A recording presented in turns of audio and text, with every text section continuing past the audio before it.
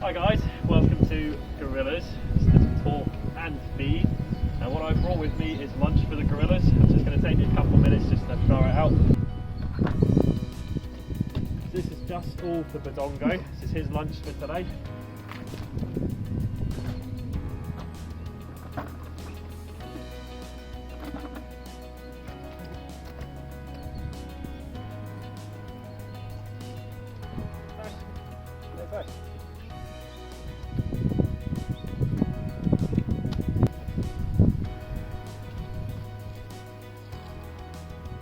So now the animals are fed, I've actually taken my mask off.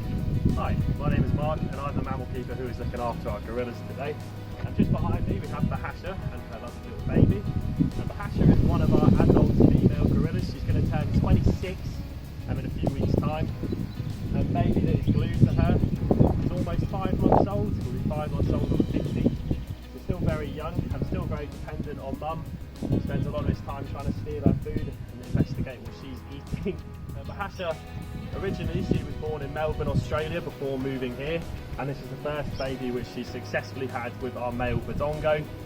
And baby, I say is almost 5 months old, and this is the kind of time where you'll expect to see it becoming a little bit more independent from mum. So certainly our little baby is trying to get away from Bahasha, but Bahasha just keeps kind of grabbing her and scooping her back in. And so yeah, certainly trying to get a bit of freedom but not quite there yet, and we should hopefully see a little bit of piggybacking as well. At the minute baby is either kind of glued to mum's arm or just stuck to her chest, but eventually they kind of upgrade to a gorilla piggyback. So I'm really looking forward to when they start getting that on the go, because it's adorable. So we went through the process of training Bahasha to pee on command, which meant that we could collect urine samples from her every day. With that information, we ran on a dipstick, particularly looking for any blood in her urine, because that could indicate if she was cycling. So I was tracking this information on my phone and on an app which I downloaded called Flow. Flow is mainly reserved for women, but it does have good application if you want to track a gorilla's cycle as well. And after doing all of that processing, all the data collection, all the training to get her to pee on command, we actually did a pregnancy test late May and it turns out it's positive. You can use a human pregnancy test with gorillas and just for the same effect. So I did about 24 pregnancy tests last year, so I'm very well practiced with it. But all that kind of effort hopefully was sort of good, put to good use once we do have our lovely little baby with Bahasha there.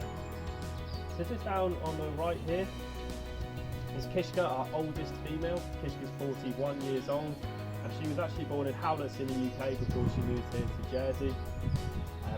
She is our oldest female, as I said, out of the gorillas in our troop. And in terms of a life expectancy for these guys, it's somewhere between 40 and 60. It is pretty vague, but there's quite a lot of different factors that will play into it. I'm certainly looking closer towards 40 in the wild, but perhaps more like 50 to 60 in captivity. This is Kahili. She's a 32-year-old female, born here in Jersey. She's the daughter of Jambo, our first silverback. So quite nice that we have sort of one of our original gorillas represented still. But in saying that Kahili is Jambo's daughter, we think Bahasha, she is Jambo's granddaughter, and so we do also have a great grandchild of our first male gorilla. So quite nice to still kind of have that original Jersey representation. I said Kahili's 32, so she's that kind of mid-range of our 3 females, and she was the mother of Indigo, if you remember, our sort of very playful little boy who moved to Belgium last year. And she had Indigo with Badongo, our male, and who is still sort of nowhere near Dewsbury, so we'll go find him now. So Badongo was born in France at a zoo called Vallée de Sage, and he moved here when he was about 12 years old. Since moving to Jersey, he's had 2 children, first with Kahili that was Indigo, and then the second currently with Bahasha, and still very much glued to mum. Badongo is the only male in the enclosure, which I would say makes him quite easy to tell apart from the females, mainly because he is massive, and he does weigh about 190 kilos typically, which compared to Kahili just down there, she's normally like sort of 93, 94 kilos. So Badongo, very big, and a lot of silver hair on his back. In the wild you do get 4 different types of gorilla that exist. The gorillas that we have here at Jersey Zoo are Western Lowlands gorillas, and they are considered to be critically endangered in the wild, and there is quite a lot of pressure on their numbers, which is sort of quite steadily declining. And this really mainly comes down to the bushmeat trade, and people do very regularly hunt and eat gorillas for their meat in the wild. And obviously globally we're seeing the impacts that eating bushmeat can have, and certainly with the current pandemic, plus the mask and gloves. But unfortunately people do very regularly eat gorillas, and certainly body parts are being taken away from them and sent to different parts of the world. All that kind of thing is really hitting their numbers quite hard. But there is also a lot of logging and mining which takes place in their habitat too. And logging, deforestation, an issue for most species worldwide.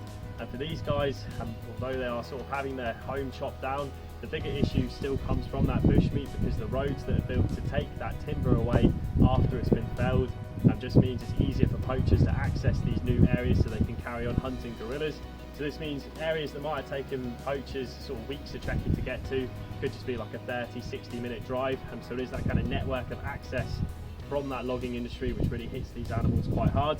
And also there is a lot of mining that takes place in gorilla habitat. Unfortunately the mining is looking for something called coltan, which is in really high demand worldwide, and because it is used in smartphone batteries. With those mines, again, unfortunately that impact is bushmeat, and people live in those mines. They tend to be very remote. They don't want to travel a huge distance to spend the little money they're earning buying food, so it's just kind of hunting around that mine to support and feed themselves. And again, that does come down to gorilla meat as well. This does mean there's a very easy way that all of us can help wild gorillas, simply by just recycling old smartphones when we're finished with them. At least that way the coltan can be extracted from that battery and reused again in future devices to help take a little bit of pressure off of gorillas in the wild. And for us at Jersey Zoo, our main way of trying to help out wild gorillas is through our Gorilla Guardian appeal. In this, each year we'll fundraise and it will basically pay for a scholarship called the Gorilla Guardian Scholarship, and that money is used to bring a gorilla conservationist over to Jersey, where they're enrolled on a training course which we run in our academy. Whilst they're here in Jersey for 12 weeks, they can study and learn all of that useful information which they can then apply to conserving gorillas back home in the wild, just hopefully more effectively from that training which they've received here in the park. So as well as the training we did for Hasha, getting those urine samples, other training which we like to do with our gorillas at Jersey Zoo, it all kind of revolves around medical practice. So a great example of that is Kishka, just sat down here. Kishka very recently had a health check, and we had a lot of different consultants come in and have a look at her. But to kind of make it easier to get these guys up to our veterinary department, they're all injection trained. So that means quite simply on the day, all I had to do was ask Kishka to present her shoulder to me, push the shoulder forwards, and then just receives an injection of anaesthetic. Really easy, but also really great to kind of use the intelligence they have and just to basically manage them in a really easy and stress-free way.